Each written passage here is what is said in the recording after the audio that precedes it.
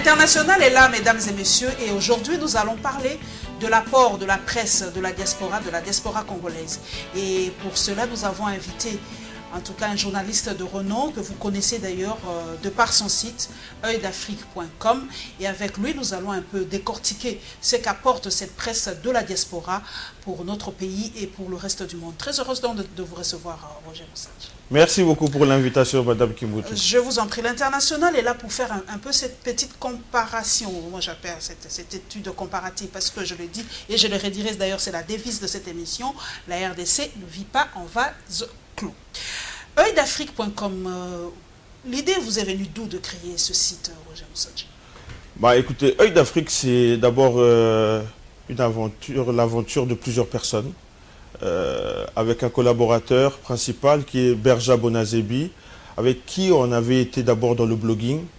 On bloguait chacun dans son côté. On a décidé finalement de s'unir et de bâtir quelque chose de plus puissant, de plus fort qu'un simple blog. Oeil d'Afrique, c'est d'abord une passion, la passion pour l'actualité, la passion pour l'information, le souhait d'avoir un média citoyen qui allait sortir des sentiers battus et puis réussir quelque chose, comme on aime dire, par nous, pour nous.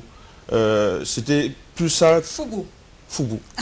Par nous, pour nous, et c'était très important. Donc on a œuvré à ce que nous, la rédaction est basée à Paris, et on a souhaité avoir absolument et 100% de rédacteurs sur le continent. C'était vraiment ça le projet, et surtout, comme je vous dis, avoir un média citoyen qui ose parler des choses qui peuvent déranger. Média citoyen, je le mets en parenthèse, vous avez mis l'accent sur les blogs.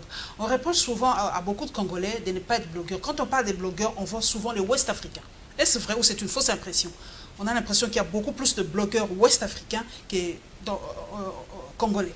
Bah, sur Internet, congolais, il faut situer. Alors, il y a ceux de la diaspora et ceux... Oui, ceux d'ici surtout. Ceux d'ici. En RDC, on reproche souvent aux journalistes congolais de n'avoir pas leur blog, et les journalistes congolais ne s'expriment pas, ne donnent pas trop leur position aussi par rapport à certaines situations. Nous ne faisons que relayer l'information officielle ou les faits divers, mais qu'un journaliste prenne position dans son blog, il y en a peu. Est-ce que vous connaissez des journalistes congolais qui détiennent des blogs, qui sont connus, et même dans la diaspora? Mais avant toute chose, il faudrait déjà recentrer et comprendre que les blogs ont eu leur moment avant un peu l'arrivée puissante des réseaux sociaux et de Facebook. Donc aujourd'hui, avoir un blog peut être un peu arriéré face à la puissance d'un ringard, face à la puissance d'un compte Twitter ou d'une page Facebook remplie de millions d'abonnés. Cela n'empêche, il est très important de partager, en tout cas, ce que je pense, il est très important de partager ces réflexions avec un large public pour essayer aussi, dans les pays sous les tropiques, là où nous sommes, essayer d'influer un peu sur l'actualité, sur des décisions. Donc, une réflexion d'une journaliste comme vous, c'est toujours intéressant de découvrir et de comprendre comment vous percevez la situation de la République démocratique du Congo, par exemple. Donc vous conseillez aux journalistes congolais, parce que nous mettons l'accent sur la presse aujourd'hui, vous conseillez à chaque journaliste congolais d'avoir soit une page Facebook, pas le compte Facebook ordinaire, mais une page Facebook et un compte Twitter pour mieux communiquer avec son public? Non, il faut faire très attention parce que tout le monde n'est pas en vérité... capé, où tout le monde n'a pas une volonté de souhaiter s'exprimer. Ceux qui veulent s'exprimer, ils peuvent y aller. Mais il faut faire très attention parce qu'il y a des codes, il y a des choses qui peuvent vous faire fuir. Il y a un public qui est très exigeant également. On attend aussi d'un journaliste une espèce d'impartialité. Donc si vous venez et que vous dévoilez un peu de trop, on comprend aussi d'où vous parlez, d'où vous vous exprimez. Vous êtes à gauche ou vous êtes à droite, qui est derrière vous. Donc il faut maîtriser d'abord les outils pour pouvoir y aller. Donc moi je préconise d'abord un premier temps d'observer, d'apprendre vraiment ce qui se passe et comment on manage ce type d'outils avant d'y aller. Je connais beaucoup de journalistes à l'international qui y étaient et qui sont partis aujourd'hui. Même des grands philosophes qui y étaient, qui sont partis. Donc ce sont des outils très sensibles, il faut faire tout de même très attention. Et surtout, il y a un public qui vraiment est très très exigeant. Vous avez parlé de médias citoyens. Ça veut dire quoi, médias citoyens? mais c'est tout simplement un média qui prend part au débat public et qui œuvre en fait à mettre sur la place publique les choses essentielles et les choses et également ce qu'on pourrait appeler les données d'intérêt public. C'est ça qui est important. Aujourd'hui, il ne suffit pas simplement de faire du factuel. Il était là, il a fait ça et il est parti. Aujourd'hui, Roger Moussandji, dans Œil d'Afrique, peut donner son avis par rapport à la machine à voter, par exemple. Bien sûr. Vous allez donner votre avis comme média citoyen? Comme médias citoyens, nous allons d'abord effectivement relater ce qui se passe concernant la machine à voter et on va essayer d'être le plus objectif possible. L'objectivité ne veut pas dire soutenir un camp ou un autre, mais c'est dire aujourd'hui, la machine à voter a été contestée pour 2 points essentiels. Le fait qu'il y ait le port USB et la connexion Wi-Fi. Alors, ce que j'ai compris, moi, c'est que la CENI a fait appel à un institut britannique qui est venu et qui a fait des recommandations. 18 au total. Exactement. Et dans ces recommandations, il y a eu la fermeture d'accès. Plus de ports USB, plus de connexion Internet, qu'on sort. Aujourd'hui, est-ce qu'on peut, avec cette boîte qui nous est présentée, où on a des journalistes sérieux, comme Trésor Kibongula qui l'a testé, Trésor Kibongula de Jeune Afrique, qui vous dit que... Coucou à lui d'ailleurs. Voilà. Qui vous dit qu'en moins de 3 minutes, il a réussi à utiliser cette machine et, à son avis, et bon nombre, il y a aussi certains blogueurs comme Philippe Kayembe également, ce sont des gens qui ont été conviés par la CENI, un large public, pour tester. Et toutes ces personnes qui sortent de là vous disent que finalement, ce n'est juste qu'une espèce d'imprimante. Alors, quel est leur intérêt à ces personnes qui revendiquent quotidiennement leur indépendance de venir dire autre chose que la vérité? Alors, ça, c'est ce que Œil d'Afrique pourrait écrire. Ok. Je prends un autre angle. Je crois qu'on avait déjà discuté une fois. On remarque souvent dans les émissions internationales où on invite les journalistes, pas beaucoup de journalistes congolais. Je prends l'exemple de Kiosque en France, par exemple, Afrique Presse. Oui. Il y a même dans d'autres chaînes de télévision, il y en a beaucoup, hein, surtout sur le bouquet CanalSat. On ressent ce vide, cette absence de journalistes congolais. Pourtant, il y a un pléthore de journalistes congolais reconnus là-bas. Pourquoi expliquez-vous? Il y a des journalistes béninois qui parlent de la RDC, il y a des journalistes camerounais qui donnent leur point de vue par rapport à la RDC, mais les journalistes congolais eux-mêmes sont absents dans ce débat. Et d'ailleurs, Roger Moussandji, c'est rare que je vous vois dans ces débats. Pourquoi? Comment expliquez-vous cette absence des journalistes congolais? Avant de répondre à votre question sur ma personne, je veux vous dire que c'est un choix personnel. Okay. C'est une volonté de ma part de ne pas participer à ce type d'émission. Pourquoi? Moi, je suis un directeur... Ici, ça fait rage, hein, les émissions où les journalistes donnent leur point de vue. Peut-être on vous retrouvera sur Kiosque demain, pourquoi pas? Mais pourquoi refuser de parler dans ces médias? Moi, je suis d'abord un directeur de médias, bien que je rédige, j'écris des éditoriaux. Je suis d'abord à la tête d'une entreprise et je dois m'atteler à faire en sorte que cette entreprise perdure. Donc, j'évite de m'éparpiller, si je peux m'exprimer ainsi, parce que j'ai beaucoup à faire. Par contre, concernant la presse congolaise installée en Occident, il peut aussi exister de ces confrères qui ont fait le même choix que moi, de ne pas participer à ce type de mission.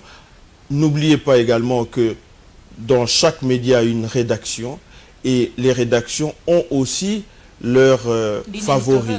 Non, au-delà de la ligne éditoriale, ils ont aussi leurs favoris. Il faut rentrer dans les petits papiers.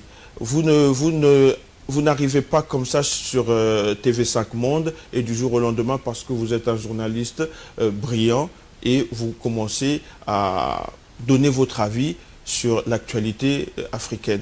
Vous n'arrivez pas comme ça sur... Mais alors, non, Roger, je prends comme Marie-Roger Biloa, par exemple, je prends Hassan Diop et tout ça. Que faut-il? Il faut devenir quoi pour passer dans TV5 et donner votre point de vue? Vous nous donnez l'impression comme si les Congolais étaient, je ne sais pas moi, ou peut-être... je ne comprends pas. Non, il faut... alors, il y a plusieurs choses. D'abord, il y a une pléthore de journalistes congolais, mais qui sont des jeunes journalistes issus des écoles qui arrivent sur le marché. Et ils ont besoin encore de se faire connaître, de s'imposer dans un milieu où vous venez de citer de personnes qui, ça fait 30 ans, 40 ans qui sont là. C'est pas aujourd'hui. C'est pas d'aujourd'hui. Donc la place, elle est encore occupée. On vient de voir sur TV5 Monde, à peine on vient de renouveler les présentatrices du journal africain. Vous voyez, donc ces jeunes filles viennent à peine d'arriver il y a peut-être une année ou un peu moins. Donc la majorité des journalistes africains de qualité, de formation, viennent à peine d'avoir leur diplôme. Ils ont 2-3 ans d'expérience professionnelle. Et c'est très difficile de bouger aussi ces dinosaures qui sont là et qui occupent la place. C'est ça. Au-delà de ça, il faut aussi faire partie des petits papiers. Il faut bien comprendre, les rédactions ont une manière de fonctionner. Et si vous ne rentrez pas dans les petits papiers, c'est un problème. Et l'autre côté aussi, il faut savoir ce qu'on va dire. Il ne suffit pas d'y aller dans une émission. Mais qu'est-ce que vous avez à dire? Quelle est votre expertise? On ne peut pas demander aux Congolais d'y aller simplement parce qu'ils sont Congolais. Mais c'est quand même un facteur de plus quand on est Congolais. C'est là, je dis peut-être sous-entend que vous connaissez peut-être mieux votre pays. Donc c'est faux ça?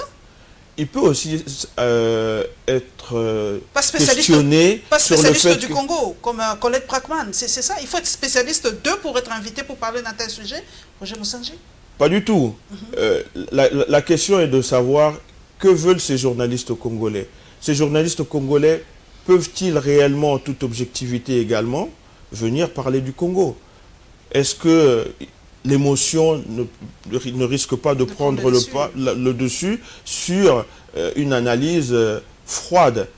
Cela ne veut pas dire que nous ne sommes pas capables d'avoir une analyse froide sur le Congo. Mais c'est le Congo et la situation du Congo ne permet pas toujours... Beaucoup de passion. Exactement, beaucoup de passion et ça ne permet pas toujours de réellement garder son calme. Et là, vous venez de me démasquer. Coucou à toi, Ange Kassongo Adiye, c'est parmi la nouvelle génération des journalistes congolais. Mais je vous attaque aussi, Roger Moussanji. Vous avez votre site oeildafrique.com que je suis souvent, mais il y a une pléthore. C'est vrai que l'Internet est libre, chacun peut faire n'importe quoi, mais... une internaute m'a dit de vous poser cette question. Pourquoi la diaspora congolaise semble éparpillée? C'est là dans tous les secteurs, dans tous les domaines. Pourquoi les journalistes qui sont là, bien connus, bien formés en Europe ou en France, prenons la France par exemple, vous vous mettez pas ensemble, vous mettez vos moyens ensemble et vous créez un grand groupe de presse qui ferait trembler, je ne sais pas, France 24, et pourtant vous avez tout le matériel, vous avez les hommes formés, mais vous voulez, chacun veut être boss de son côté. C'est ça le mal du Congolais. Chacun veut être patron de son propre truc. C'est ça, permettez l'expression. C'est votre faiblesse et on vous le reproche souvent. Est-ce faux ou vrai, Roger Moussanji? Madame Kimoutou, est-ce que ce que vous venez de décrire serait une exclusivité de la diaspora? Est-ce qu'aujourd'hui au Congo, à Kinshasa où nous sommes, on ne se retrouve pas avec une multiplication d'hôtels par des personnes qui ne maîtrisent absolument rien en rien l'hôtellerie? L'exemple, vous vivez dans un monde meilleur avec plus de facilité.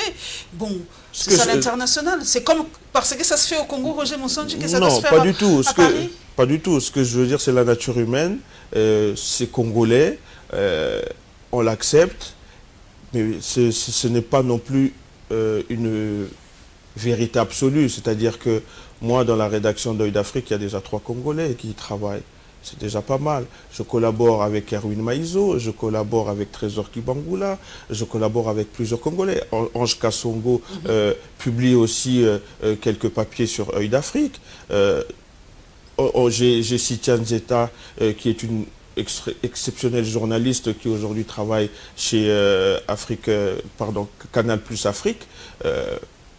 Elle a déjà aidé à la réalisation des émissions d'Œil d'Afrique.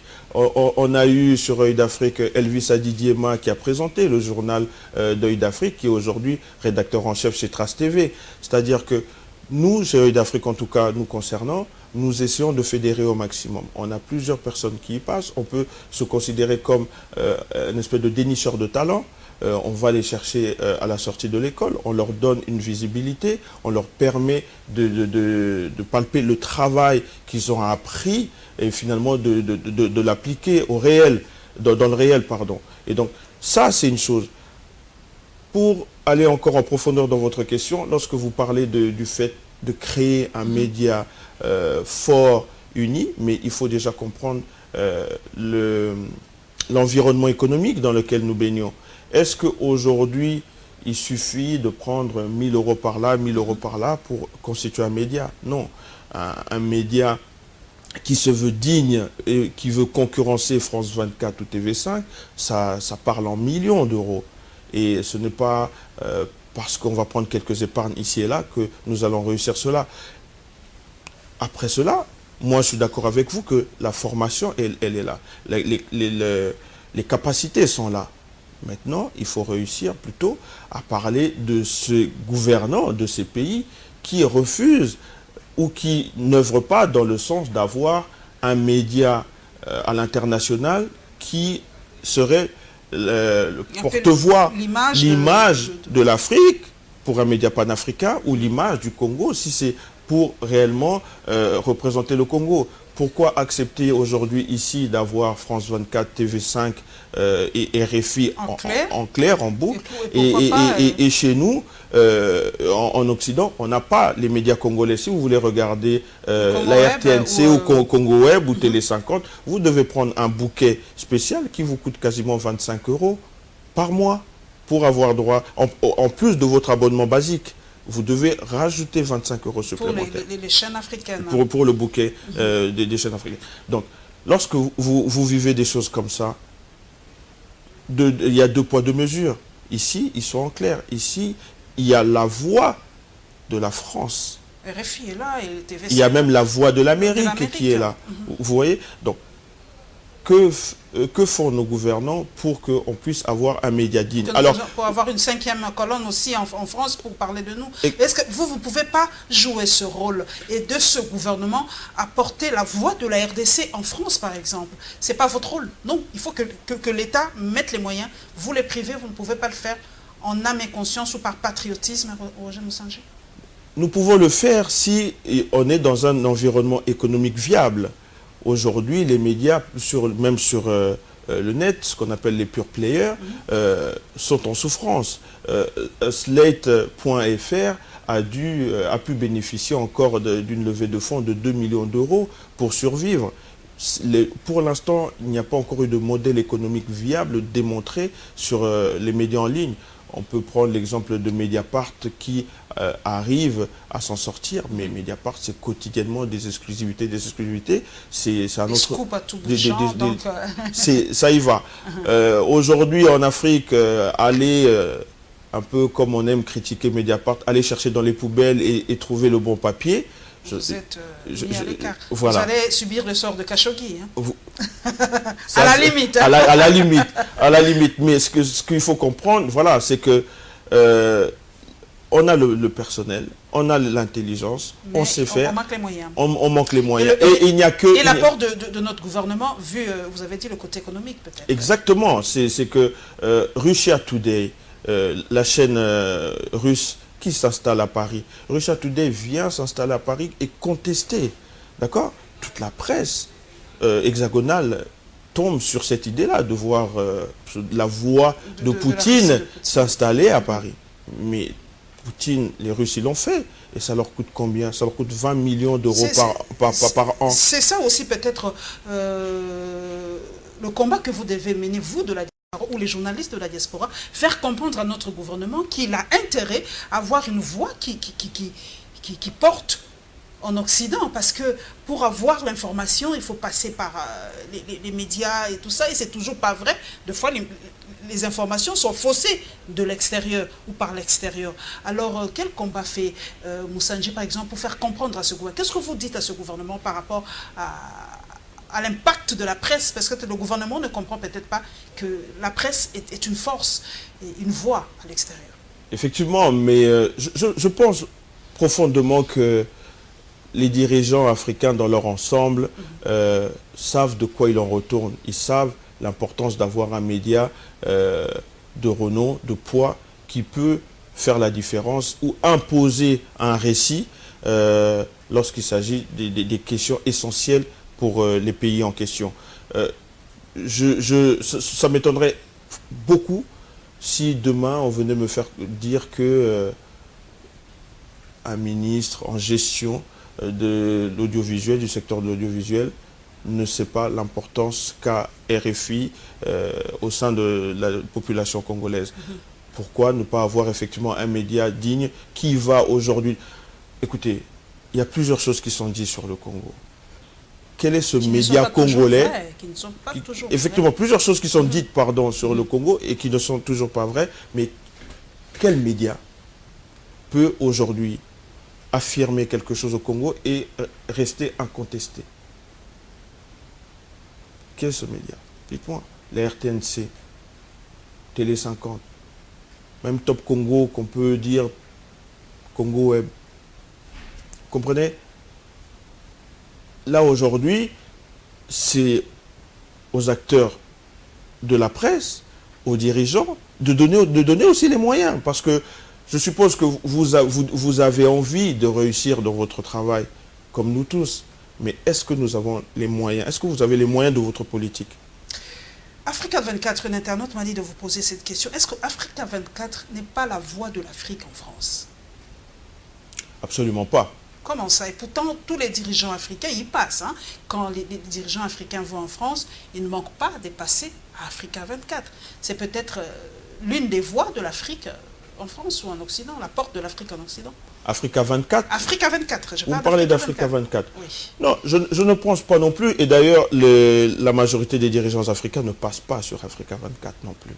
Africa 24 souffre également un peu de ce snobisme où les dirigeants africains, une fois qu'ils ont fait les 3 médias français... RFI, TV5, France 24, ils s'arrêtent là. Ils s'arrêtent là. Et il faut vraiment les chercher pour qu'ils aillent jusqu'à Africa 24. Regardez bien, vous verrez que Africa 24 ne reçoit pas toujours les numéros 1. Ils n'ont pas toujours les privilèges comme peut avoir France 24 d'interviewer des présidents de la République. Africa 24 n'a quasiment pas interviewé des présidents de la République ces dernières années. Donc, non, c'est pas vrai. Africa 24 souffre également je pourrais appeler ça peut-être une thèse de discrimination de nos dirigeants qui les mettent à l'écart, alors que c'est un média digne, qui a les infrastructures nécessaires et qui peut aussi porter haut l'image de l'Afrique. Et je pense qu'ils y arrivent un peu, mais elle n'est pas regardée, non, regardée surtout, non, parce que vous m'avez dit tout à l'heure, pardon, que Africa 24 c'était la voix de l'Afrique en France. Mais qui regarde Africa 24 en France?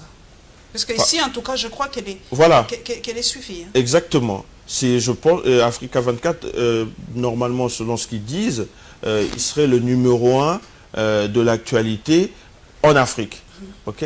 Mais qui sont ces Français, qui sont ces dirigeants, ces décideurs français qui regardent Africa 24? C'est dans le même optique qu'on a créé Africa News, selon vous? L'Africa News n'est que le dérivé d'Euronews? Ou une appendice d'Euronews? Exactement, parce que Africa News vient simplement se positionner et africaniser ce que Euronews. Et la ligne éditoriale reste la même, c'est-à-dire parler de l'Afrique avec un regard qui reste tout de même occidental. Condescendant, selon vous, ce regard un peu paternaliste, un peu condescendant?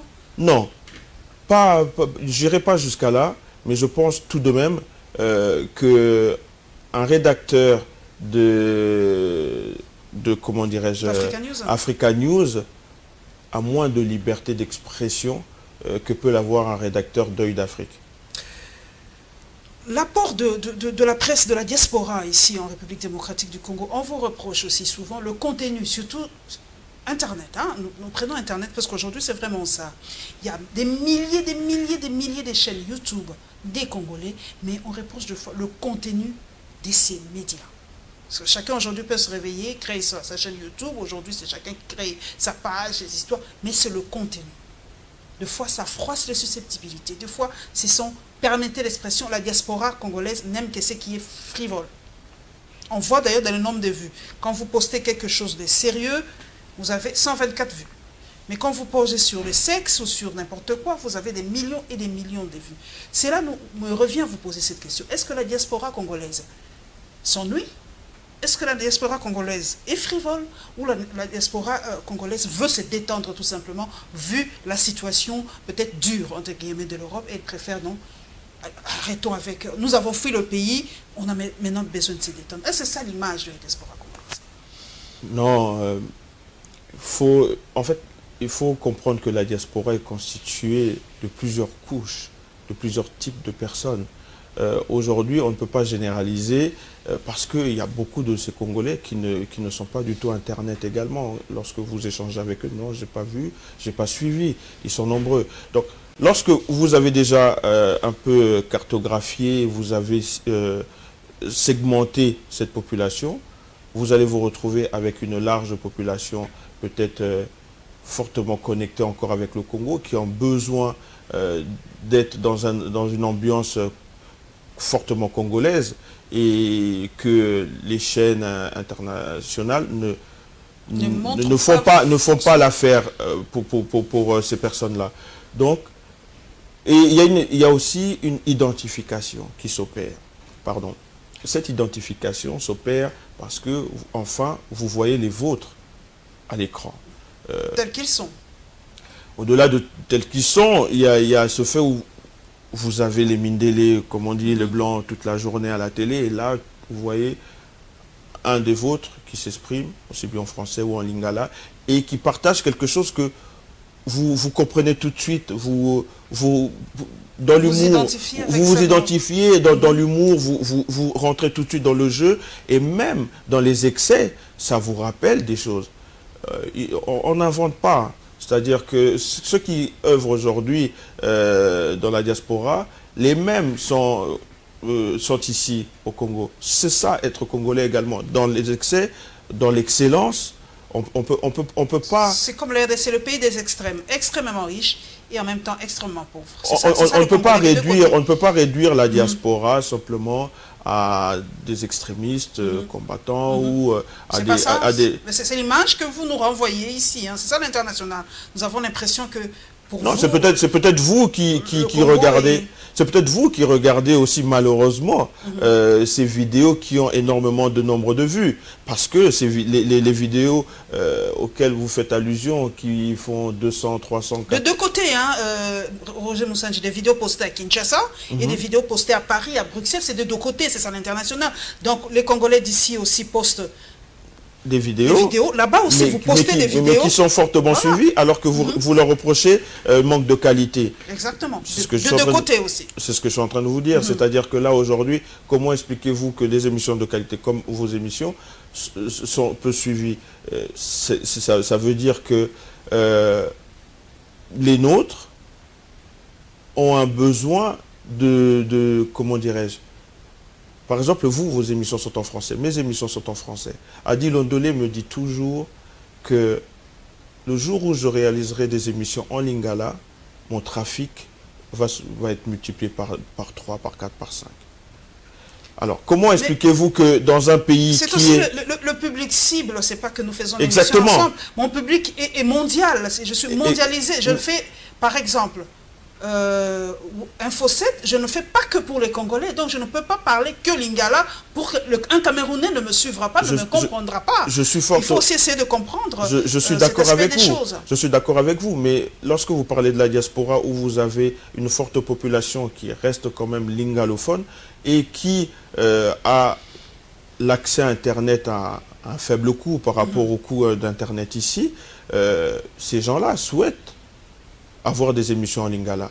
Et si vous réalisez des émissions en lingala, vous avez plus de chances d'avoir un succès que lorsque vous êtes en français. Ça aussi, il faut le comprendre. D'accord? Ce qui fait que régulièrement, les émissions de qualité sont francophones et les émissions qui peuvent atteindre un large public sont en lingala. Et ceux qui arrivent à élargir en lingala, comme Fabien Kouswanika, qui fait l'actualité expliquée, il a du succès. Kerwin Maïzo a du succès. Ce sont des gens qui réalisent... Donc pour que Paulette Kimontou soit bien suivie dans la diaspora, il faut que je fasse un truc en lingala. Mais ça à comprendre. Il faut déjà avoir ce paramètre-là, que le lingala reste la langue appréciés par l'ensemble des Congolais, hein, autant ici que là-bas. Ils peuvent être anglophones, francophones, parler je ne sais pas quelle autre langue, mandarin, mais ils ont besoin de se retrouver en lingala. Mais la lecture que vous faites de la presse ici, vous avez l'impression que les Congolais qui sont ici vous suivent aussi, parce que vous avez parlé du coût de l'Internet, vous avez parlé du coût, même ici c'est nous, avoir les chaînes câblées, bien qu'on a baissé les prix, mais c'est quand même un coût. Vous avez l'impression que Œil d'Afrique est lu ici en RDC par les Congolais d'ici? Vous êtes connu ici? Œil d'Afrique est lu en RDC, mais je dirais ça reste insuffisant. Par rapport à la population quinoise et par rapport au nombre de titres, de publications concernant la RDC que nous réalisons, c'est insuffisant. Mais on observe aussi que c'est du fait de l'absence de connexion des Congolais. Les Congolais sont très peu connectés. Ceux qui sont au pays, hein, tout le monde a un compte Facebook, un compte Twitter, mais il s'agit de voir maintenant dans les appareils, est-ce que ces personnes ont encore des mégas pour pouvoir se connecter? Et surtout lire les vidéos aussi. Lire les vidéos, moi ce que j'ai compris aujourd'hui, c'est que les Congolais utilisent leurs mégas pour soit WhatsApp et quelques images, et encore des défilés sur la timeline sur Facebook, mais sans réellement commenter, juste on regarde et on s'arrête là. Donc, Œil d'Afrique est plus lu dans des pays type Sénégal, Burkina Faso. C'est ça le reproche qu'on nous fait. Est-ce que le Congolais est moins instruit? C'est vraiment l'international. Permettez-moi, on parle vraiment à cœur ouvert. Est-ce que le Congolais est moins instruit par rapport aux Sénégalais? Est-ce que le Congolais est moins instruit par rapport aux Maliens? Vous le dites. Comment Œil d'Afrique peut être suivi par des Sénégalais et pas par des Congolais? Vous justifiez tout simplement par l'Internet. Je crois que c'est trop simpliste, Roger Moussanji. Non, c'est trop simpliste. C'est le premier point. Le premier point, il faut tout de même reconnaître que le Congolais n'est pas assez connecté. Le fait d'avoir des comptes ou des smartphones dans les mains ne suffit pas. Ils n'ont pas de méga. Ça fait une semaine que je suis là. J'ai déjà dépensé, je vais pas dire, 70 $. Prenez les mégas Fricel sans faire la publicité, $1 par jour, c'est vrai que ça nous coûte cher. J'ai déjà dépensé 70 $ parce que j'ai un usage excessif, comme si j'étais encore en France. Vous voyez? Mais ça a un coût. Donc, si vous voulez être visité comme les Sénégalais ou les Ivoiriens ou ils sont hyper connectés. Hein. Ils sont hyper connectés. Le coût de l'Internet, le coût d'Internet est un peu plus faible là-bas. Donc, ils arrivent à nous lire. Après, c'est toute une culture aussi. C'est pas une politique gouvernementale pour nous empêcher d'être tout le temps connectés, pour avoir des news aussi, parce que on n'y comprend pas hein, comment un Congolais peut être sous-connecté par rapport à... C'est pas une politique gouvernementale? Mais je sais que vous avez une association de journalistes ici. Je pense qu'il faudrait poser cette question-là aux dirigeants congolais. Je vous le pose à vous. Vous êtes analyste aussi. Vous voyez, est-ce que c'est pas une politique gouvernementale? Je ne pense pas et je ne veux pas m'hasarder à donner une réponse à cette question parce que ça serait outrepasser mes fonctions. Je comprends. On ne veut pas que Moussanji termine sa vie comme Khashoggi. C'est l'exemple type. Nous allons maintenant comparer un peu, nous allons à Paris. Comment vous voyez nos médias ici? Télé 50, Congo Web et les autres, actualité.cd, 7 sur 7. Comment la diaspora divise-t-elle? Ou y a-t-il des camps avec ces médias? Parce que je sais comment on lit hein, la réaction des Congolais par rapport à Télé 50, comment on fustige deux fois, comment on encense aussi, deux fois comment on fustige, comment on encense. Est-ce qu'on a catégorisé les médias à Paris ou en Europe en général? Catégorisé, oui, parce que on se demande toujours d'où parle l'intervenant. Il est facile de comprendre la ligne éditoriale de la RTNC et la ligne éditoriale de Télé 50. Il est également facile de comprendre la ligne éditoriale de Molière TV, par exemple. Vous comprenez? Donc, il y a à boire et à manger comme partout. Moi, ce que je constate, c'est que la majorité de vos vidéos sont repris et republiés sur plusieurs pages. J'allais vous poser cette question. Nous travaillons, comme moi, les images de mon émission Info 7, Web Presse et les autres sont reproduites dans des milliers d'autres sites. Et on nous a dit qu'ils sont payés derrière notre dos. Nous suivons ici comme des chevaux, mais c'est vous qui gagnez à notre place. Est-ce que ce n'est pas un peu de la triche, Roger Moussanji? Parce que moi, de fois, quand je tape mon nom sur YouTube, je vois mes émissions partout. Mais on dit qu'eux, ils gagnent derrière tout ça. Est-ce que ce n'est pas du vol, en fait? C'est pas malhonnête?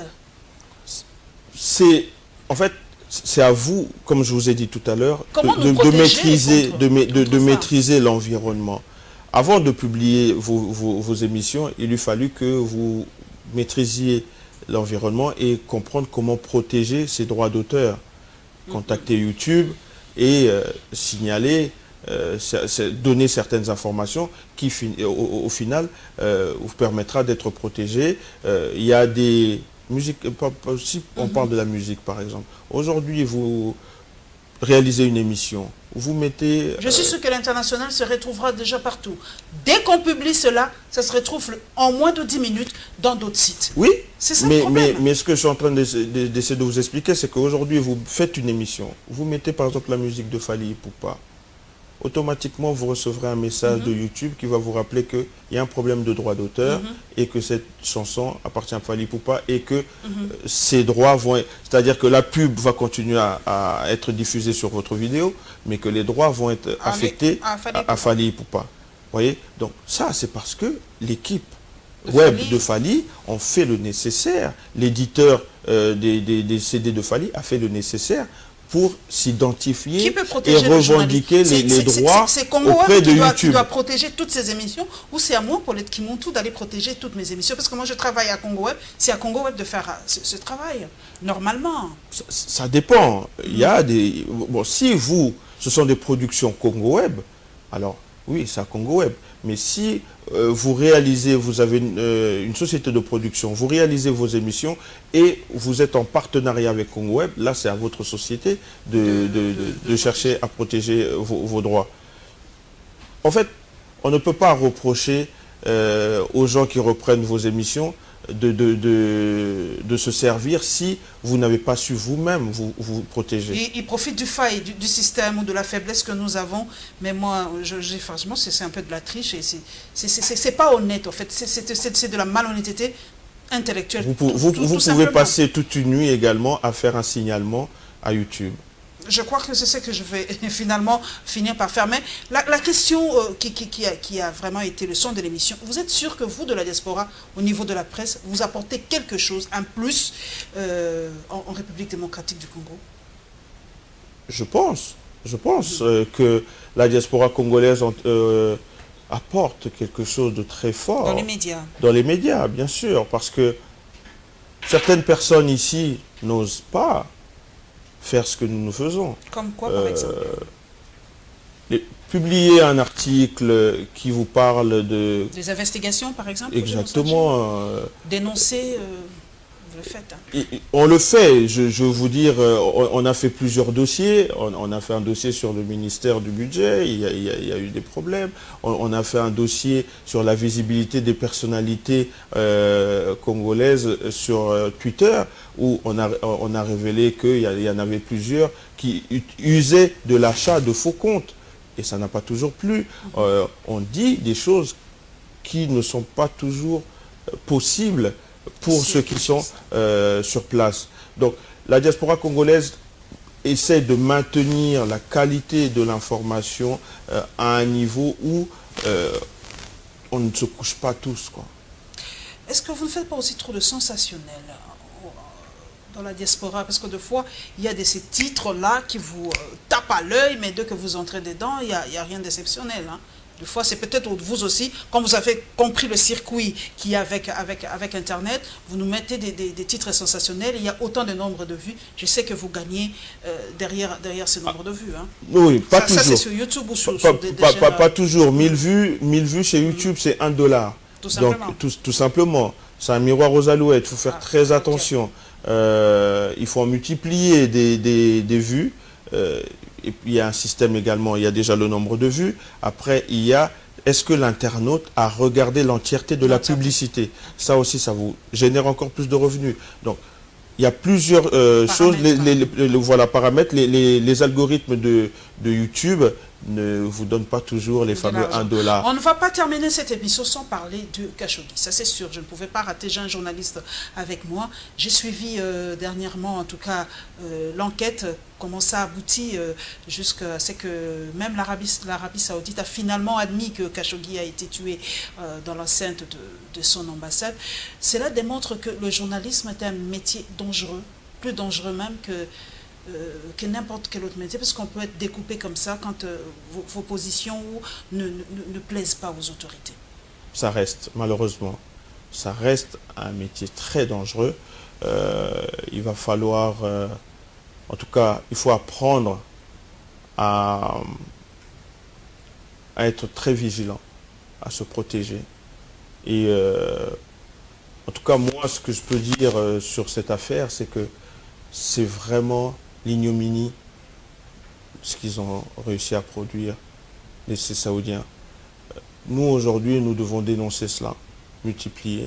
Nous devons également imposer la liberté de la presse. C'est très important. Œil d'Afrique travaille en collaboration avec des médias congolais. Vous travaillez en collaboration avec d'autres médias congolais ici? En collaboration, non, mais nous avons des contacts réguliers avec plusieurs d'entre eux, dont Patient Ligodi, Ligodi, actualité.cd. Exactement, Patient Ligodi, excuse-moi, Patient Ligodi d'actualité.cd, avec qui j'étais au téléphone hier. C'est principalement Actualité CD qui nous séduit énormément. Un média incroyable, formidable. Exactement. Il faut jeter de fleurs à ces jeunes gens qui ont fait un travail incroyable. C'est exactement cela. Ça, c'est la vitrine. Aujourd'hui, vous saisissez sur Google Actualité RDC. Actualité CD a été même référencé par Google comme le média. Donc, lorsque vous allez dans Actualité africaine, dans les recherches Google, RDC, vous avez une liste de publications d'actualité.cd. Et moi, je félicite toute l'équipe de Patient qui réalise un travail extraordinaire. Ils nous ont fait vivre aujourd'hui la marche de l'opposition. En direct. C'était quelque chose d'extraordinaire. Et Patient, c'est quelqu'un que je supporte et que je félicite tous les jours. Nous remercions donc Roger Moussanji d'être passé. Nous avons parlé un peu de nous, parce que c'est assez rare de parler un peu de nous. Nous avons parlé de l'apport de la presse de la diaspora. C'est vrai que moi, je me posais souvent, beaucoup d'internautes se posaient la question, pourquoi on n'a pas un grand groupe de presse avec tout ce que vous avez. Roger Moussanji vous a donné son point de vue. C'est pas seulement question de se réunir, mais il faut aussi des matériels, il faut beaucoup de choses pour qu'on puisse créer ce grand groupe. Il faut aussi que le gouvernement congolais comprennent que le média est une force, c'est vraiment une voix, et comme RFI est une voix de la France, comme la voix de l'Amérique est une voix de l'Amérique, nous devons normalement nous battre pour avoir une voix. Peut-être que la RTNC aurait pu jouer ce rôle, mais effectivement, normalement, la RTNC aurait pu jouer ce rôle d'être la voix de la RDC à travers le monde, mais elle est mal perçue par la diaspora et même par d'autres Congolais ici. Et merci à Roger d'être passé. Et nous profitons de cette occasion pour nous jeter un tout petit peu de fleurs. Merci à Patient Ligodi, actualité.cd, à Israël Moutala à 7sur7.cd, à Actu30 de Rachel Kitita. Surtout dans le net, ils font un travail incroyable. Œil d'Afrique que je lis souvent, puisque nous nous documentons par le net aujourd'hui, mais on n'oublie pas les médias traditionnels. Exactement. Nous sommes là. Bravo à Top Congo qui fait un travail aussi exceptionnel. Il y en a beaucoup, hein. Congo Web, ma chaîne de télévision, parce que nos émissions sont reprises partout. Dommage. Il y en a qui gagnent derrière notre dos. Nos émissions sont reprises partout.